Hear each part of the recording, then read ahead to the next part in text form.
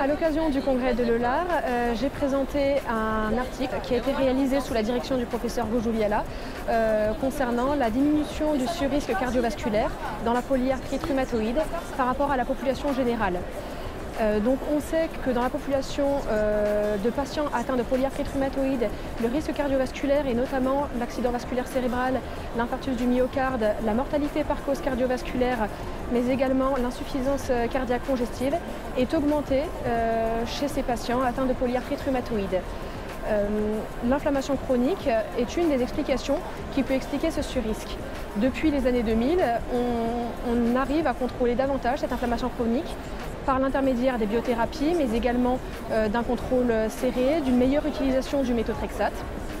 Et donc notre objectif était d'évaluer s'il y avait une diminution de ce surrisque depuis les années 2000 chez les patients atteints de polyarthrite rhumatoïde. Pour cela, nous avons donc réalisé une méta-analyse des rapports de risque d'événements cardiovasculaires chez les patients atteints de polyarthrite rhumatoïde par rapport à la population générale.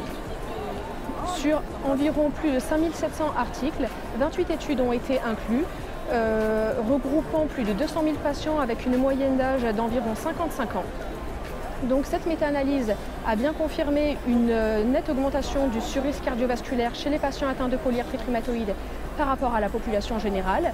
Ce surrisque semble diminuer depuis les années 2000 chez les patients atteints de polyarthrite rhumatoïde par rapport à la population générale, en particulier concernant la mortalité cardiovasculaire et l'infarctus du myocarde. Et cette diminution peut être expliquée par deux choses. Premièrement, un meilleur contrôle de l'inflammation grâce aux biothérapies, grâce au contrôle serré, grâce à la meilleure utilisation du méthotrexate.